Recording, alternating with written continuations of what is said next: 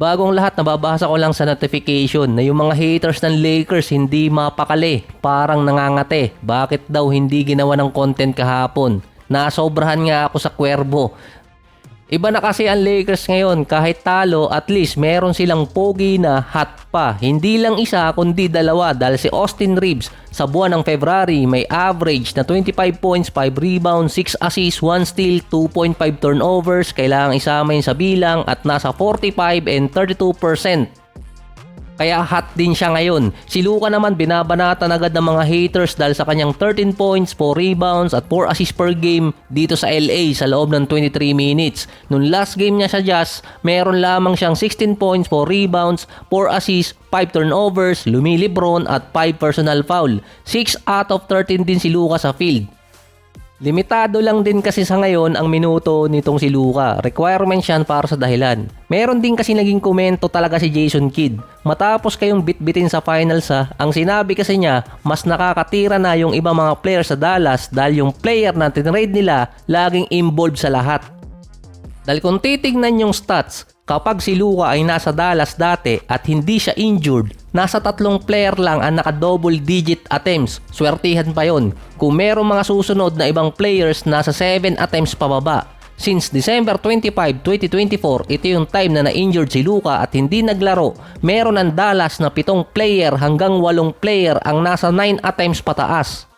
Nung naglalaro si Luka, halos nasa 4 na player lang ang merong ganong attempts. Masyado di umanong disrespectful ang sinabi ni Jason Kidd. Hindi naman kasi direktang binanggit talaga ni Jason Kidd yung pangalan ni Luka, pero sa stats, iisa lang ang tatamaan nun. Alam agad ng mga fans yung binabanggit niyang player kasi na-trade din naman talaga yun. Kung merong nagbago kay Luka sa Lakers, mostly sa stats, nangangapa pa rin kasi. Hindi pa rin naman nagbago si Luka, nagrereklamo pa rin sa referee, at least dito papaniga na siya. Yung gusot sa Lakers hindi pa tapos yun dahil nagpetisyon ng Hornets na ituloy ang trade kay Mark Williams.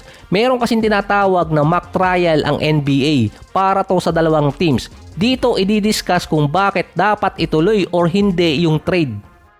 Ang tinuturong dahilan doon kung bakit hindi natuloy yung trade, hindi pumasa sa physical exam itong si Mark Williams. Pero imposibleng hindi alam ng LA na meron talagang injury si Mark Williams kasi meron silang mga scout. Base pa doon, nasa wishlist din ni Luka si Mark Williams na makasama sa Lakers bilang sentro.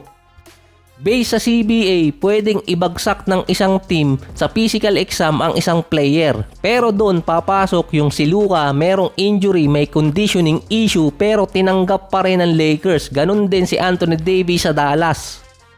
Based kasi dito sa write-ups, ito ang unang beses na magkakaroon ng mock trial para sa isang trade. Medyo tagilid doon ng Lakers kung titingnan at posibleng kung sakali ay pumabor sa Hornets yung mga judge dahil ipapadala nila ulit si Cam Reddish at Dalton Knecht sa Hornets at makukuha ng Lakers si Mark Williams.